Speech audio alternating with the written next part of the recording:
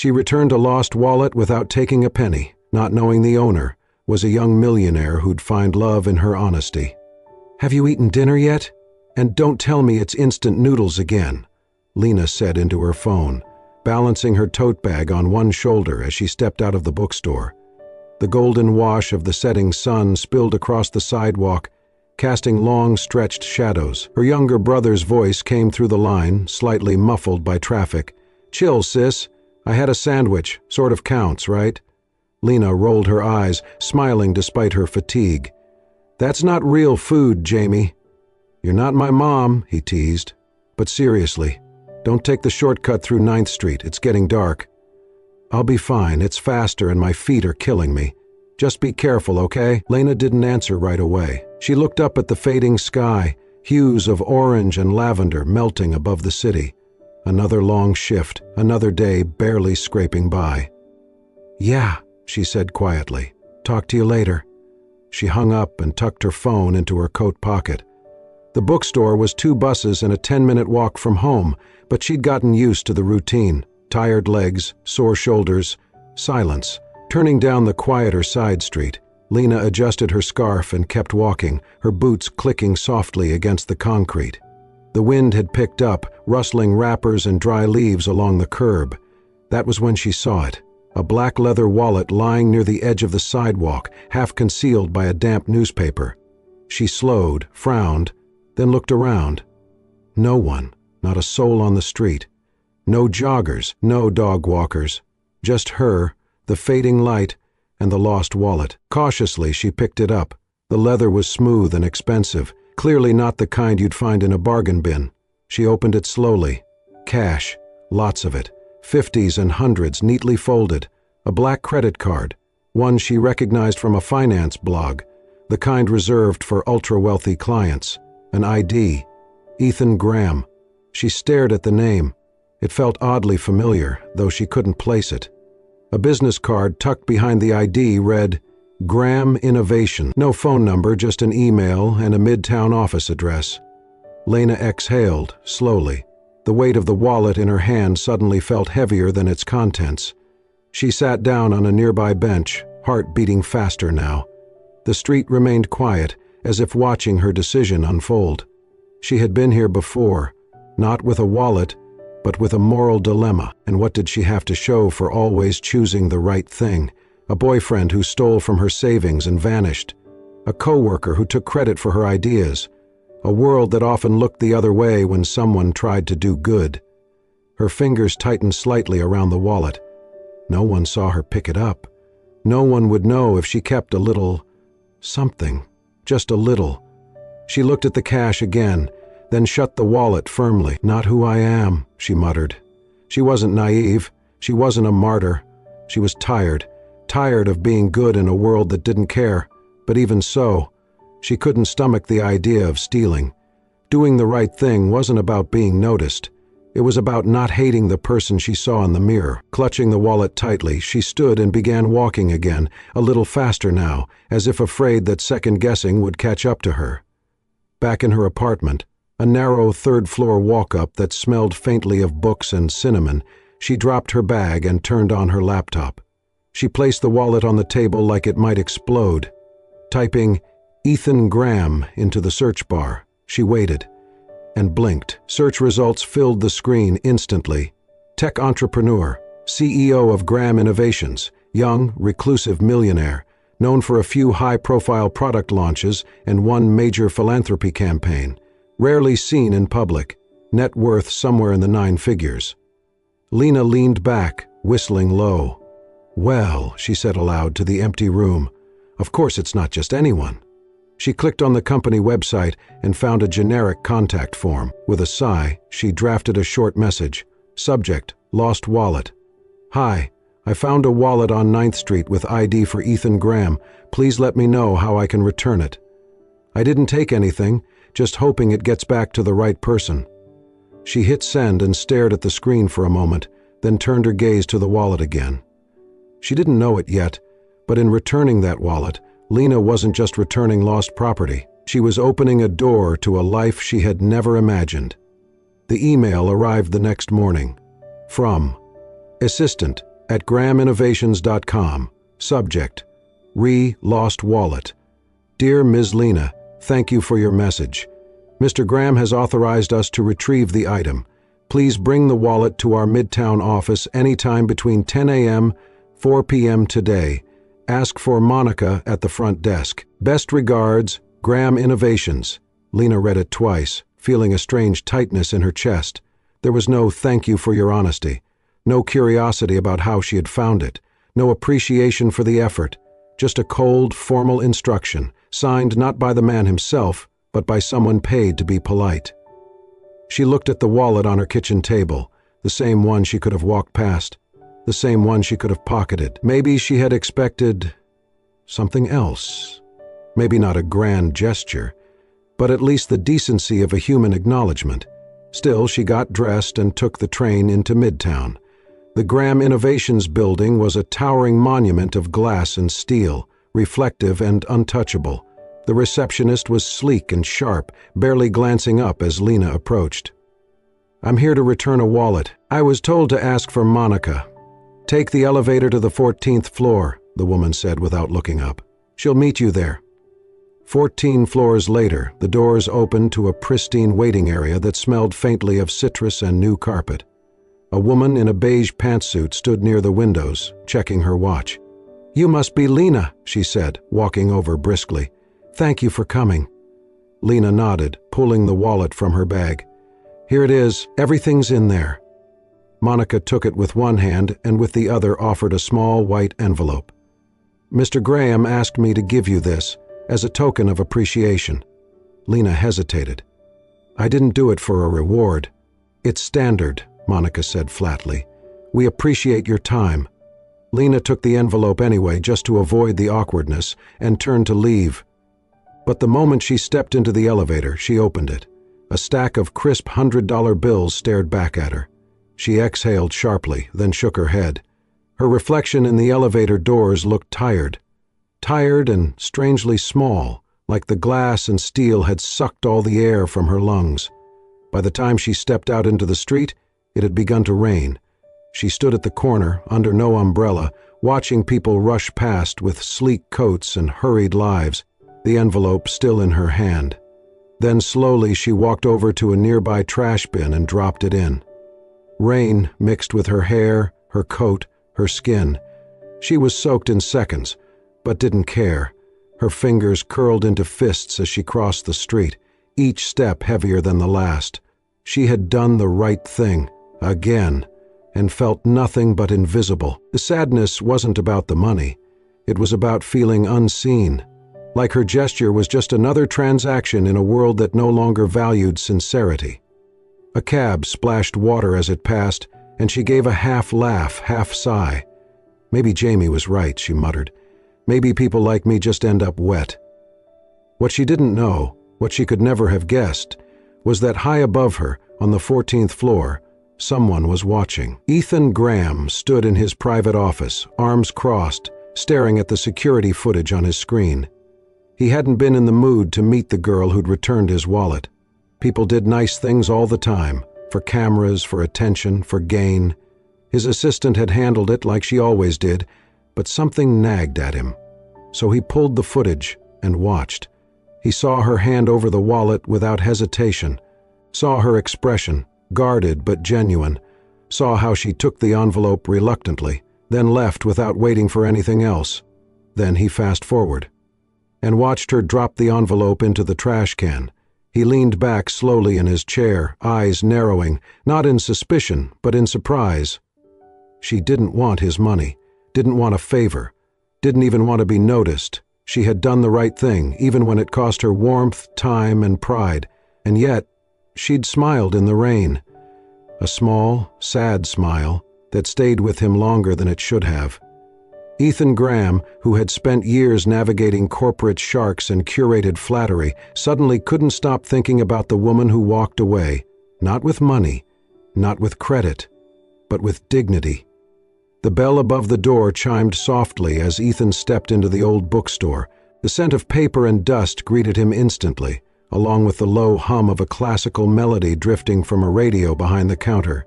He paused just inside, shaking off the light drizzle from his blue raincoat. The place was modest. Wooden shelves, slightly bowed under the weight of time-worn titles, floorboards creaking with every careful step. It didn't take long for him to spot her. Lena stood near the back, restocking a display of poetry books. Her hair was tied up in a loose bun, a pencil tucked behind one ear. She looked focused, not in a way that asked for attention, but in a way that spoke of someone used to doing things quietly, thoroughly, and with care. She hadn't seen him yet. Ethan adjusted his expression, suppressing the instinct to lead with his name or presence. He wasn't here as Ethan Graham, CEO. He was just a man with a question and a growing sense of curiosity. He wandered over to a nearby shelf, pretending to scan titles, until she finally noticed him. "Can I help you find something?" she asked, with a polite, neutral smile. Ethan turned toward her. "I was actually looking for a recommendation, something thoughtful, but not too depressing." Lena tilted her head, thinking, literary fiction? Memoir? Poetry? Surprise me. She studied him for a second longer, then pulled a book from the shelf and held it out. "The Remains of the Day. It's quiet, but it lingers," she said. "Kind of like regret." He took the book, glancing at the cover, then back at her. "Is that your pitch?" She shrugged. "I'm not much of a salesperson." "I am getting that," he said, a faint smile playing on his lips. There was a short pause. "You're not from around here, are you?" she asked, noticing the subtle designer touches, his watch, his shoes, the cut of his coat. Guilty. "Business trip?" "Sort of," he said, then added more carefully, "Sometimes I just like walking into places where no one knows who I am." Lena's expression didn't change, but something in her posture relaxed slightly. "That's rare these days," he looked at her. "Do you think being anonymous makes people more honest?" She considered that for a moment. "Maybe. Or maybe it just makes them braver." Ethan tapped the book against his palm, watching her. "Do you think good people always finish last?" That caught her off guard. Her eyebrows lifted slightly. "What makes you ask?" "Let's say someone does the right thing, but no one thanks them. No one notices. Was it still worth it?" Lena looked away for a beat, as if measuring something. Then she said softly, "I think whether it's worth it isn't the question. The question is, can you live with yourself if you don't?" Ethan stilled. She went on, quieter now. "Getting hurt for doing the right thing, it happens, I know. But lying to yourself or cheating someone else, that's the kind of damage that doesn't fade, even if no one else knows." He didn't reply, couldn't, not for a moment. The rain picked up outside, pattering gently against the front windows. The store felt smaller suddenly, more intimate. Safe. Ethan cleared his throat, then asked, "Do you always speak that honestly to strangers?" "I try to speak the same way to everyone," Lena replied. "Makes things simpler." He smiled, and this time it reached his eyes, Lena noticed. And though she didn't quite smile back, something in her eyes warmed too, just a flicker. She rang up his book, slid it into a small paper bag, and handed it to him without asking for his name. He hesitated at the door, then turned. "Thanks for the recommendation." Lena gave a small nod. "Any time." He stepped out into the rain, pulling up the hood of his blue coat. The book was tucked under one arm, but what lingered more than the story inside was the way she had looked at him. Like he wasn't anyone special, and somehow that made her the most interesting person he'd met in years. Ethan started coming by more often. At first, he told himself it was for the books, then, perhaps, for the peace. But by the third visit in a week, he knew the truth. He came for her. Lena never fussed over him. She didn't bat her lashes or try to impress. She offered tea if it was slow, a reading suggestion if he lingered, and occasionally a question that made him think harder than any board meeting ever had. "You don't strike me as someone who reads poetry," she said once, handing him a thin collection of Mary Oliver. He'd smiled. "That obvious?" "Just a guess," she replied, her tone teasing but kind. "But maybe you're the kind of person who needs it the most." He didn't deny it. Over the next few weeks their conversations stretched longer, sometimes about books, sometimes about life, and every so often, when the store was quiet and the rain tapped gently against the windows, something deeper slipped through. One chilly afternoon, Ethan sat across from her at the little wooden table by the front window. Lena was shelving used hardcovers nearby, her sleeves rolled up, a soft curl falling over her cheek. "You always seem steady," he said, sipping the herbal tea she'd offered, "like the world doesn't shake you." She gave a quiet laugh, not looking up. "That's funny. I felt like I'd been living in an earthquake zone for years." Ethan tilted his head. "What happened?" She paused, fingers resting on the spine of a faded novel. "I was engaged once," she said simply. "He was charming, smart, good with words, until he—" Ethan waited. "He emptied my savings account 3 weeks before the wedding, said he needed it for a business deal, disappeared the next day." Silence sat between them for a moment. "I lost everything. Money, trust, a sense of direction," she added. "But I promised myself one thing. I wouldn't let it turn me into someone bitter.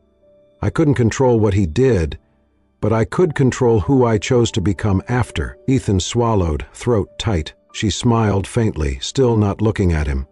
"So I don't trust easily anymore, but I also don't let pain decide my values."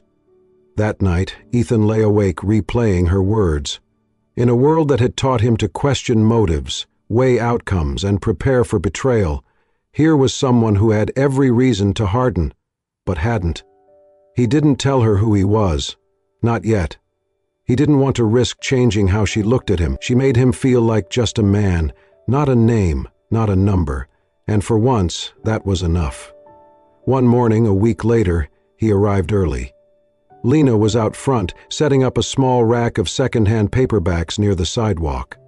Across the street, a hunched old man in tattered clothes sat with a sign, "Just hungry." Ethan stayed back, watching. Lena disappeared into the store for a moment, then re-emerged with a paper bag. She crossed the street quietly, knelt beside the man, and handed him the bag with both hands. He took it with shaking fingers. She smiled, touched his arm gently, then walked back without another word. No camera, no fanfare, no social media post. She didn't even glance around to see if anyone noticed. But Ethan had. He stood still, heart thudding. "She does good," he whispered to himself, "because she doesn't know how not to." That night he wrote in his private journal, a habit he hadn't touched in years.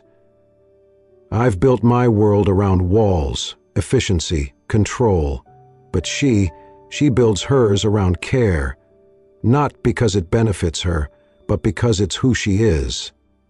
I don't know what this is yet, but I don't want to look away." He didn't know when the admiration had begun turning into something warmer. He only knew that it was, and it terrified him, in the most beautiful way. The little cafe on the corner of 7th and Elm was one of Lena's favorites. It had mismatched chairs, pots of lavender on every table, and a chalkboard menu that changed with the weather. She liked the quiet charm of it, the way it felt like a place time had politely ignored. She and Ethan sat beneath a yellow-stripped umbrella, a shared pot of mint tea between them. The afternoon light filtered through the trees, dappled and warm. Their conversation drifted between favorite books, obscure movie quotes, and small, honest things. For a moment, everything felt perfectly simple. Until it wasn't. "Ethan Graham," a voice called out, loud and cheerful. Lena turned. A man in a sharp blazer, sunglasses perched atop his head, approached with the confidence of someone used to being heard. "I almost didn't recognize you without your entourage. What, the CEO of Graham Innovations now waits in line like the rest of us?" Ethan's smile faltered. "Hey, Leo!" Lena's heart skipped. "CEO? Graham Innovations?" Her eyes widened, locked on Ethan, searching his face for a denial, a correction, a joke. None came. Leo clapped Ethan on the shoulder, still grinning. "Good to see you, man. Don't forget the board dinner next week. We need that speech of yours to win them over." He left as quickly as he came, oblivious to the silence he'd dropped like a stone in the middle of their table. Lena sat frozen. "Lena," Ethan started. She stood. Her chair scraped loudly against the concrete. "So it's true?" He rose too. panic flashing in his eyes. "Please, let me explain." She shook her head, stepping back. "I need air."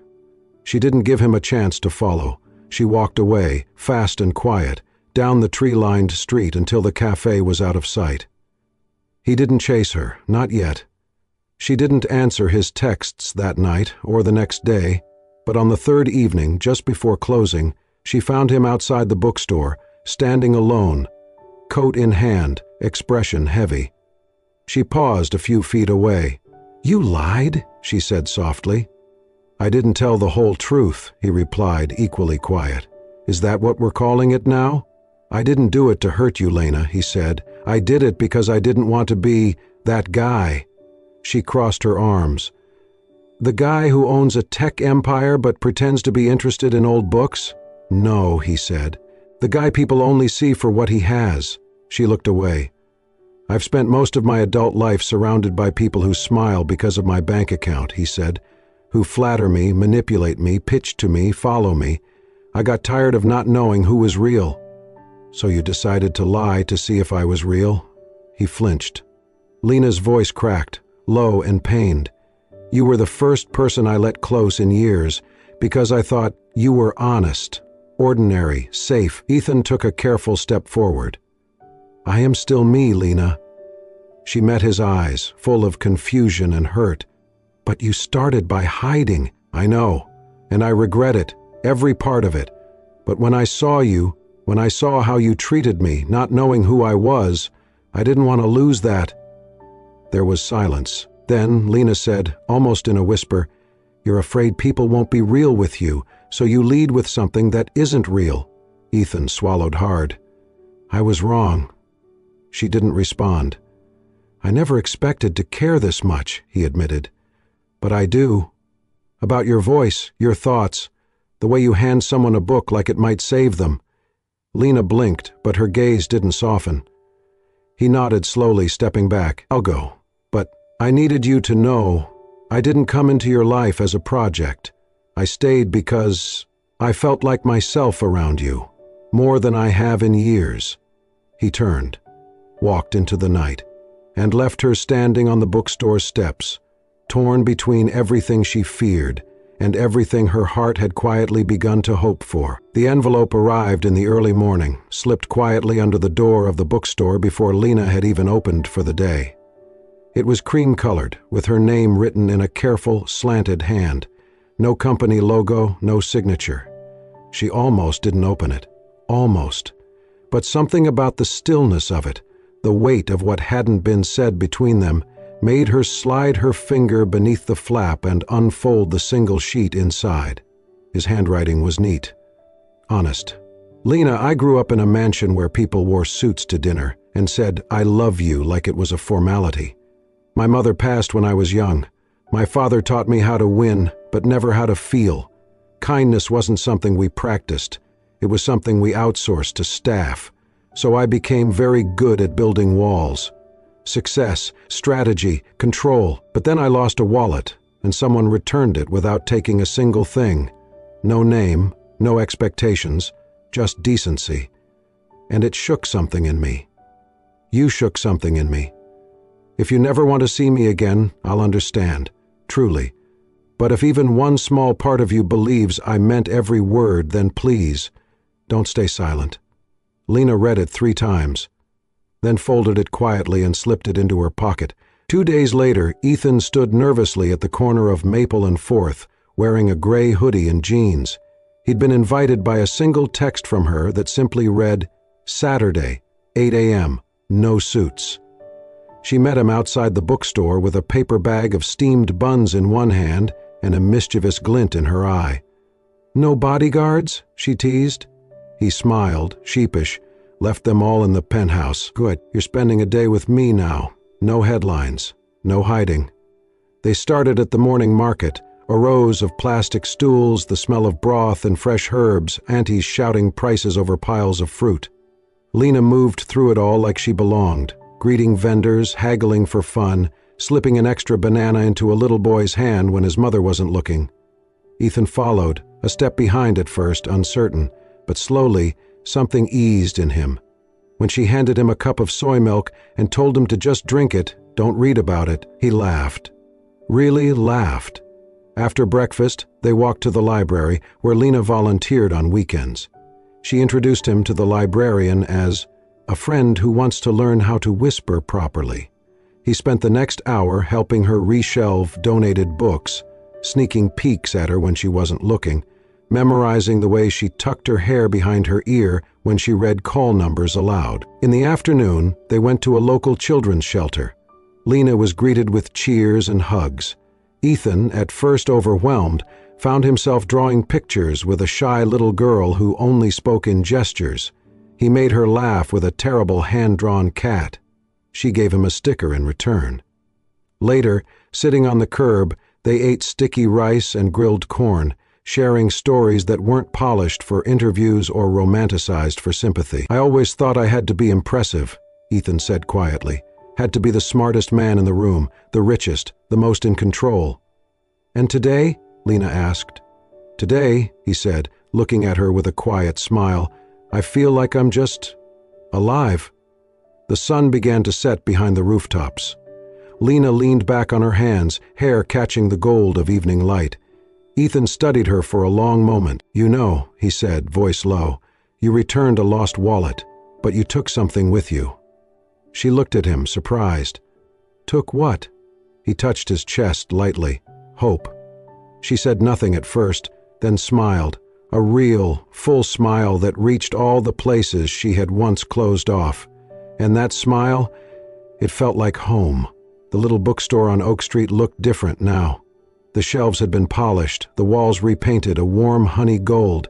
Plants hung in every sunlit corner, and the back section, once dusty and forgotten, had been transformed into a cozy reading nook with bean bags, donated blankets, and shelves labeled, "Take one, leave one."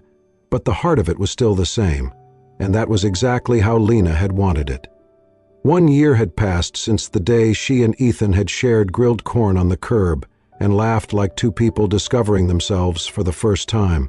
In that time, they hadn't just fallen in love.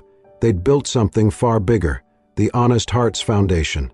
It started as a simple idea, to help people who did the right thing, even when the world didn't reward them for it. People like Lena had once been. People like the quiet janitor who turned in a briefcase full of cash and was fired for causing unnecessary attention. Or the woman who lived in her car but still returned a diamond ring she found in a public bathroom. With Ethan's resources and Lena's heart, the foundation found its shape. They provided small grants, housing referrals, job training, and, most importantly, dignity. They helped rebuild lives from the seed of one honest act. And today, on the Foundation's first anniversary, they had chosen the most fitting place to celebrate, the little bookstore where it had all begun. Lena stood at the front, welcoming guests with warm tea and cinnamon rolls from the bakery next door. Ethan was beside her, more relaxed than the press had ever seen him. No suit, just a sweater and a grin that hadn't left his face all morning. They took no media interviews, made no grand speeches. Just a circle of friends, volunteers, and a handful of the very people they had helped over the past year.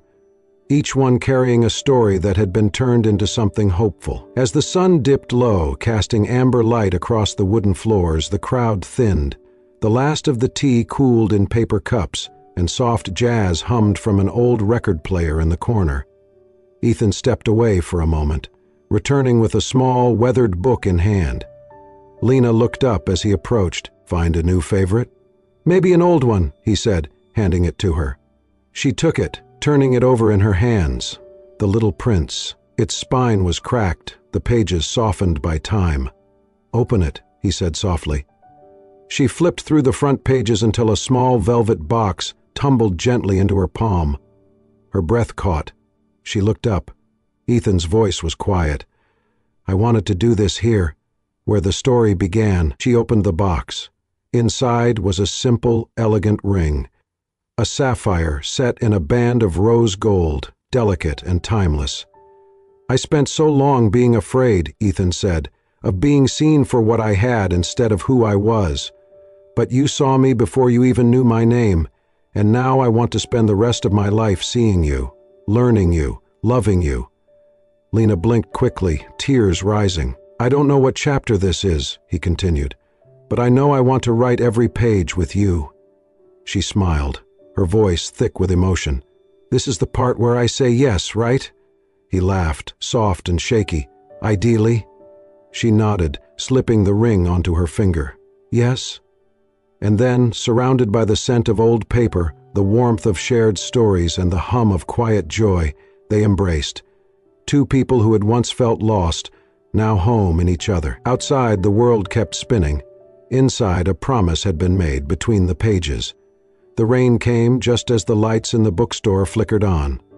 Not a storm, just a soft, silver drizzle, falling gently over the street like a memory returning. The kind of rain that didn't chase people away, but drew them closer, made them share umbrellas, pause in doorways, and look up at the sky with quiet hearts. Ethan stood at the edge of the old bookshop's front step, his coat unbuttoned, hair beginning to dampen. The shop glowed behind him, warm, golden, alive, just like her. He looked down at the small box in his hand. Inside, next to the ring that already rested on Lena's finger, he had placed a folded note. Not typed, not dictated, just a few words, written with a trembling pen and a full heart. "I don't know how to begin again, but if I can begin with you, then I'm ready to learn everything all over again." He exhaled slowly and waited. The door creaked open. Lena stepped out, barefoot. She had kicked off her shoes hours ago inside the store, tired from hosting but glowing in that unspoken way only happiness can explain. Her dress clung gently to her frame, raindrops beginning to form tiny constellations on the fabric. She saw him, and she smiled, the kind of smile that made the world tilt just a little. Ethan took a step forward, then dropped to one knee on the old stone step. The very place where, months ago, she had once stood, tired, soaked from the rain, holding a wallet she could have walked away with but chose not to. It was the place she had unknowingly changed his life. Now, it would be the place he'd ask her to spend the rest of it with him. He held up the box. "I didn't get it all right the first time," he said, his voice steady despite the storm of feeling inside him. "I started with silence, with walls, with fear. But everything I've learned about love, I've learned from you." Lena's hand covered her mouth, her eyes shimmering beneath the curtain of raindrops. "You gave me back more than a wallet," he continued. "You gave me back wonder, simplicity, hope. You showed me that being real doesn't mean being weak, that honesty can still live in this world." He opened the note, held it up to her. "And I mean every word. I don't know how to be perfect, Lena, but if I can start again with you, I'll spend my whole life learning how." Tears welled in her eyes, but it wasn't sadness. It was everything she had held in for years. Every letdown, every betrayal, every moment she thought she'd never be enough for someone to choose, and now this. Here, rain falling gently, a man on one knee, not because she fit some mold, but because she had loved without asking to be loved back. She knelt down too, cupping his face in her hands. "I'm not afraid of loving the wrong person anymore," she whispered, voice cracking. "I'm just afraid of walking away from the right one." He laughed, breath catching, and pulled her into his arms. Their foreheads touched, their laughter mixed with the soft rhythm of rain. Around them, unnoticed at first, people began to gather. Familiar faces from the foundation, elderly couples in ponchos, children from the shelter with sticker-covered raincoats, volunteers holding books over their heads to block the drizzle. Someone began to clap, then another, then everyone. It wasn't loud, not boisterous, just warm, gentle applause that echoed off the brick walls and soaked sidewalk. A celebration not just of two people, but of what they stood for.